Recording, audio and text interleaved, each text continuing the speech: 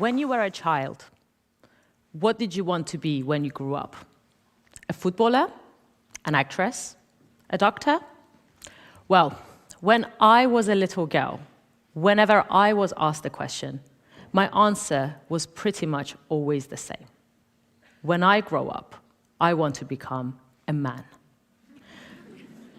To my logic, that was the only way I could live a life free from the suffocating restrictions that women in my birth country of Iran were forced to endure.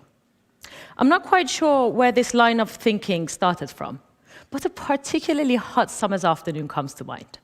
I was 9 years old, and along with my family, as we did on every summer holiday, we had traveled to the north of Iran, to a little seaside village called Chamkhale.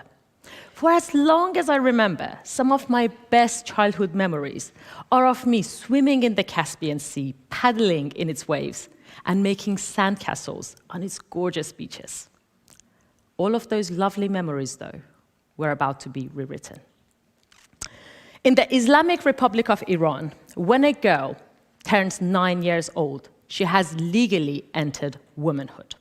And that means having to follow a series of restrictive rules written by men, the most symbolic of which is probably the mandatory wearing of the hijab. That year, my mom had to sit me down and sorrowfully explain that I was now too old to get into the water wearing a swimsuit. Now that I was 9 years old, it was illegal. And if I wanted to get into the water, like all the other women, I had to go in fully covered from head to toe. I had to go in wearing a pair of trousers, a long-sleeve top, and a loose covering called the manteau to cover it all, and of course, the headscarf. I still remember the lump in my throat as I set foot in the water. I could no longer feel the fresh coolness of the Caspian Sea against my skin. Instead, my now wet layers felt itchy and weird. I can still remember feeling the watchful eyes of the morality police, the so-called morality police, making sure that me and the other girls weren't showing too much hair or too much skin to, God forbid, arouse the men. It was as if my former freedoms were washing away with every tide and flow of the water. Next, I'm deep in the water. I was a good swimmer, but my layers were so heavy and restrictive. I tried to gasp for air, but my headscarf kept blocking my face. The tides were pulling me further and further out. I could see my mom and dad on the beach. I tried to call for help, but they couldn't hear me. Perhaps my voice was drowned out by the roaring engines of the bikes that the morality police were patrolling the beaches.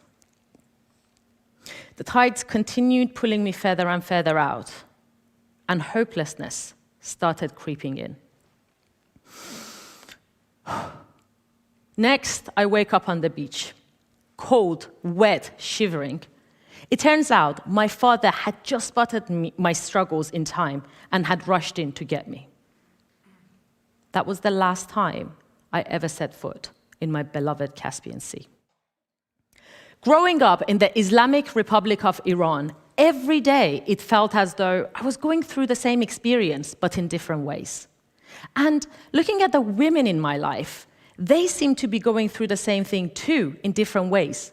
And the older I grew, the further out the tides of oppression, injustice, inequality felt like they were pulling me in. Wherever I turned, shame, fear, and especially hopelessness were ever present. Women in Iran are second-class citizens. They have almost no access when it comes to some of the most basic rights, like divorce, custody of children, and even travel.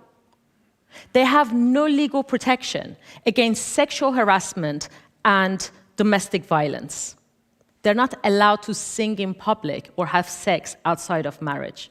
And they're only allowed to show their face and hand in public. In the 20 years or so since I almost drowned, nothing has changed. Iranian women have been adrift in a vast sea of oppression. Their only way out for those who could is to leave themselves at the mercy of people smugglers, set out on dangerous journeys in hope of finding safety in a land far away. That's what happened to me. Age 12, along with my mom and my baby sister, we escaped Iran. And after years of living in refugee camps across Europe, sleeping rough, and being at the mercy of some very, very dodgy people smugglers, we finally found safe haven here in the UK. For my friends and family who stayed behind, there was little hope for change. And so, when in September last year, 22-year-old Mahsa Jina Amini stepped out of the metro onto the bustling streets of Tehran, there was little reason to expect a change to the status quo. The same way that it's happened to my own mother and many other women I know, Mahsa was arrested by the so-called morality police because, in their opinion, she was showing more hair than they deemed acceptable. 3 days later, Mahsa died in police custody.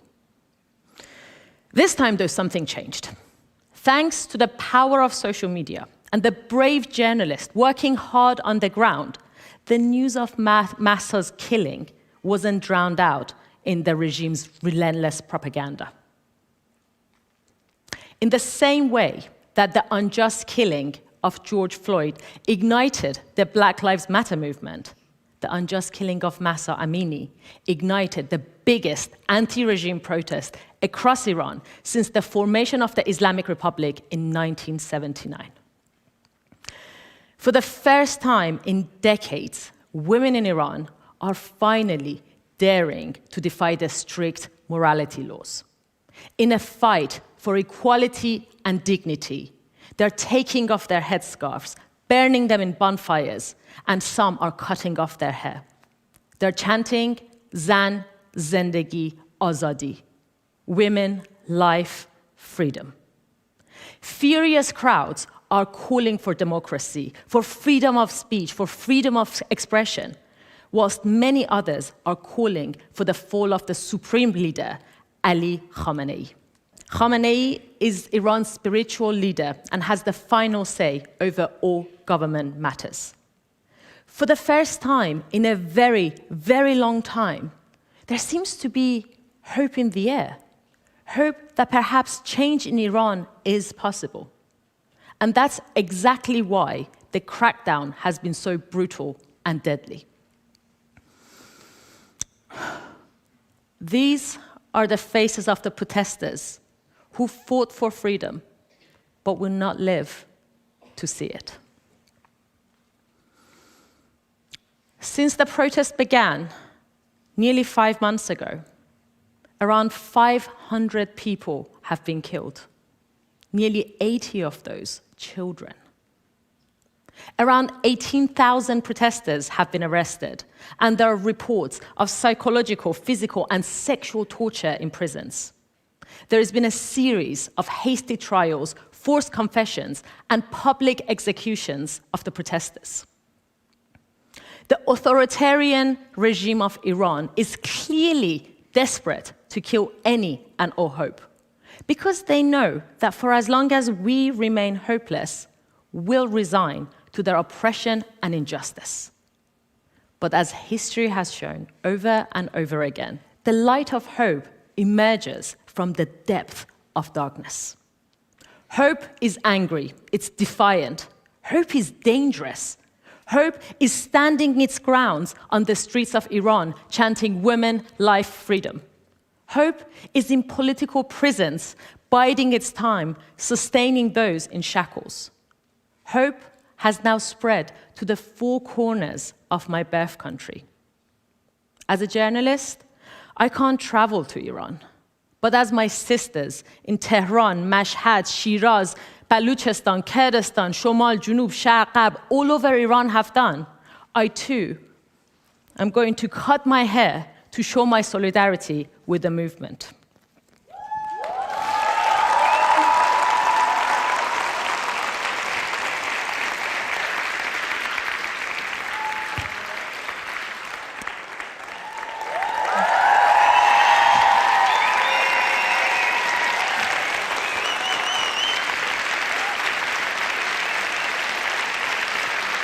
Thank you.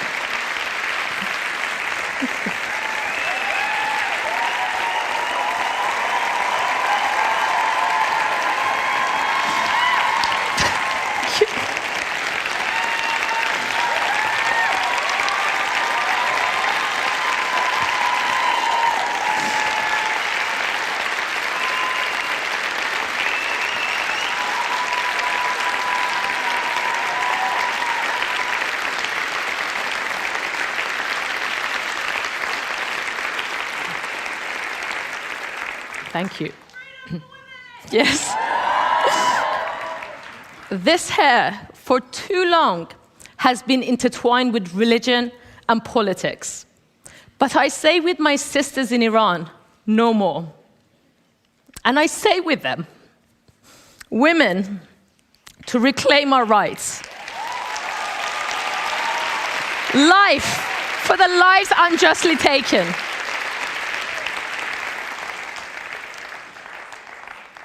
Freedom for the liberation of my people.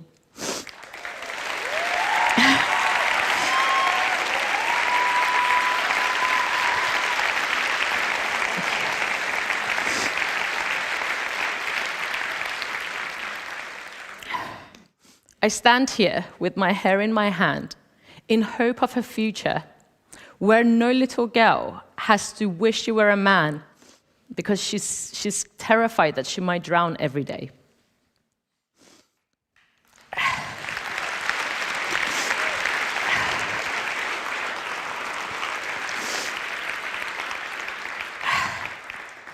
Yes, the crackdown is brutal. And yes, there might not be a solution in sight yet. But the only thing that can help create and sustain one is hope. Sorry.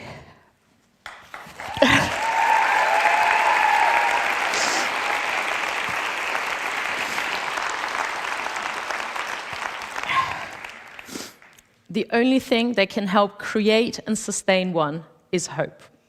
And every single one of us can take a step and play our part. I'm standing here speaking to you now.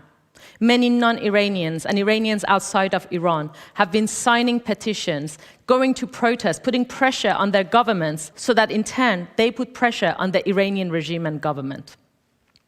For the past few months, I've been speaking to protesters inside of Iran, and they tell me how much it matters to them that we on the outside stay informed and engaged.